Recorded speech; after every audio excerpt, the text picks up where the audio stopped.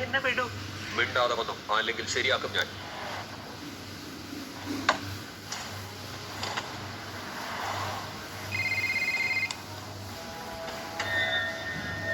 സോയയെ kidnap ചെയ്തിരിക്കുന്നു.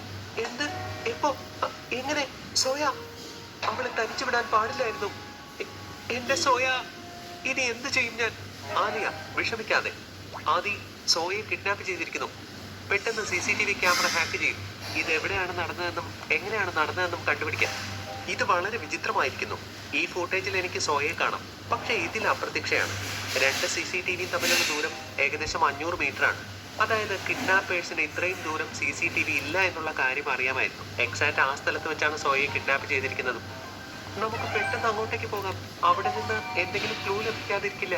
ആലിയയും നിക്കോസിയും പെട്ടെന്ന് അവിടേക്ക് എത്തുന്നു. എന്നിട്ട് എന്തെങ്കിലും ക്ലൂ ലഭിക്കുമോ എന്ന് നോക്കുന്നു. അപ്പോൾ ആലിയയ്ക്ക് താഴെ നിന്ന് ഒരു ഐഡി കിട്ടുന്നു. മാം, ഇത് സോയയുടെ ഐഡിയാണ്.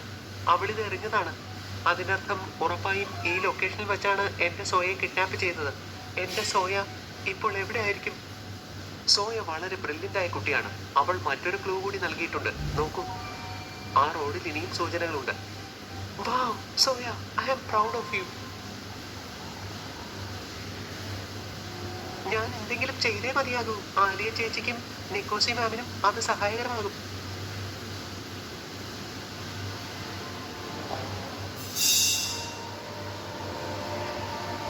നോക്കൂ, ഇത് സോയയുടെ നോട്ട്ബുക്കാണ്. ഇതിന്റെ പേജും കയറിയിരിക്കുന്നു. ഇവൾ ഇത് മനഃപൂർവ്വം ചെയ്തതായിരിക്കും. Smart girl. ആദി, വേഗം CCTV ചെക്ക് ചെയ്യാം. ഏത് കാറിൽ നിന്നാണ് ഇത് പുറത്തേക്ക് എറിഞ്ഞിരിക്കുന്നതെന്ന് കണ്ടുപിടിക്കാൻ. കണ്ടുപിടിച്ചു. സോയയെ കണ്ടുപിടിച്ചു. ആദി പെട്ടെന്ന് തന്നെ ജീപ്പിന്റെ ഫോട്ടോ എടുത്ത് അവർക്ക് അയച്ചു കൊടുക്കുന്നു. ആദി, ആ ജീപ്പ് ട്രാക്ക് ചെയ്യുക. എവിടെയാണെന്ന്.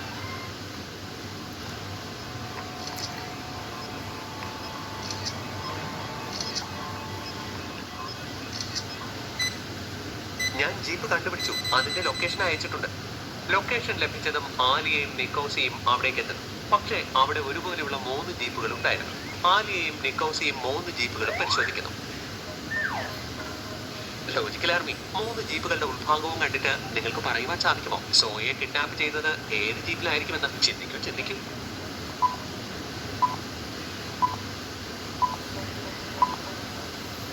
ഈ ജീപ്പിലേക്ക് സൂക്ഷിച്ചു നോക്കൂ. ഇതിനുള്ളിൽ സോയയുടെ ബാഗ് ഉണ്ട്. അതിനർത്ഥം ഈ ജീപ്പിലാണ് സോയയെ കിഡ്നാപ്പ് ചെയ്തത്.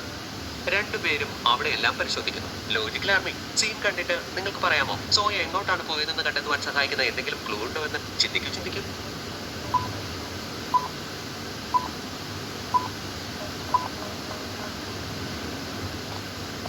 മാം, അത് നോക്കൂ, വെള്ളം കിടക്കുന്നത് കണ്ടോ? ഉറപ്പായും ഇത് സോയ നൽകിയ ക്ലൂ ആയിരിക്കും.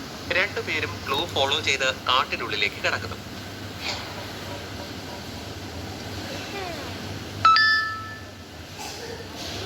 ഈ പെണ്ണെന്തോ പറയുന്നുണ്ടല്ലോ. വെള്ളം ചോദിക്കുകയാണ്.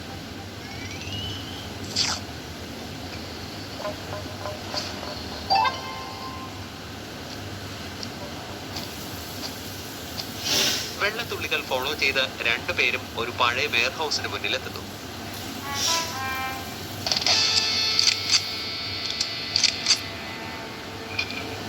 രണ്ടുപേരും അകത്തെത്തിയതും അവിടുത്തെ കാഴ്ച കണ്ട് ഞെട്ടിപ്പോകുന്നു. സോയയെ ഒരു കസേരയിൽ കെട്ടിയിട്ടിരിക്കുന്നു. നമ്മുടെ പ്ലാൻ സക്സസ് ആയി. ഡിറ്റക്റ്റീവ് സൊസൈറ്റിയെ നമ്മൾ സമർത്ഥമായി പറ്റിച്ചിരിക്കുന്നു. With that little distraction. പക്ഷേ ഞാൻ കരുതി മെഹുലിന് എന്നെ മനസ്സിലാക്കുമെന്ന്. അവൻ വളരെ ബുദ്ധിമാനാണ്. പക്ഷേ ഇത്തവണ അവനെ നമ്മൾ പറ്റിച്ചു. നമ്മുടെ ലക്ഷ്യത്തിന് കുറുകെ ആരെങ്കിലും വന്നിരുന്നുവെങ്കിൽ ഞാൻ റെഡിയാക്കുമായിരുന്നു. പക്ഷേ എല്ലാം സ്മൂത്തായാണ് നടന്നത്. ഈ എക്സ്പ്ലോസീവ് എവിടെയാണ് ഡെലിവർ ചെയ്യേണ്ടത്? ഞാനിപ്പോൾ ഇവിടെ നിന്ന് പോകുന്നു. എന്റെ സിഗ്നലിനായി വെയിറ്റ് ചെയ്യും. ലൊക്കേഷനും സമയവും പെട്ടെന്ന് തന്നെ അയക്കാം. ഇപ്പോൾ നമ്മുടെ സീക്രട്ട് ഐലൻഡിലേക്ക് ഷിപ്പ് മാറ്റണം.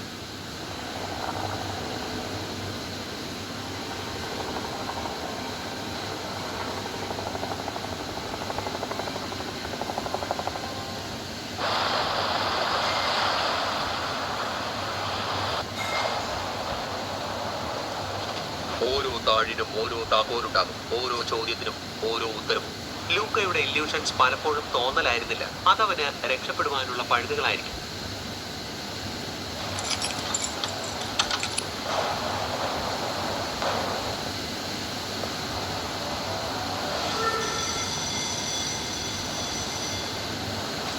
എല്ലായിടത്തും മൈനുകൾ ഉണ്ടായിരുന്നു. ലൂക്കായുടെ ഓരോ ചുവടിലും അപകടം പതിയിരിക്കുന്നുണ്ടായിരുന്നു. പക്ഷേ ഭയം എന്ന ലക്ഷണിക്ക് എന്നെ വിലയ്ക്ക് വാങ്ങും സയന്റിസ്റ്റ് ആദ്യയോട് പോസ്റ്റ് ചെയ്യുവാൻ പറഞ്ഞത്.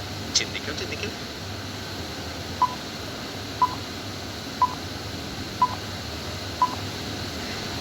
ഇത് വെനം വെബിന്റെ ആളുകളാണല്ലോ. ഇവരെയാണ് ഞാൻ സൗത്ത് ആഫ്രിക്കയിലെ ഷിപ്പിൽ കണ്ടത്. കരിമരുന്ന് കടത്തിയ ഷിപ്പിൽ എന്തോ വലിയ പ്ലാൻ നടക്കുന്നു. മെഹുൽ സർ, മാർക്കോ രക്ഷപ്പെട്ട ഹെലികോപ്റ്റർ വെനം വെബിന്റേതാണ്. കൂടാതെ ഷിപ്പും അവരുടേതാണ്. എന്തോ വലിയ പ്ലാൻ ആണ് നടക്കുന്നത്. മാസ്ക് കാര്യവുമായി ഇതിന് കണക്ഷൻ ഉണ്ടാകുമോ? അതോ അത് മാർക്കോ തന്നെ ആയിരിക്കുമോ? എന്താവും ഇനി സംഭവിക്കുക?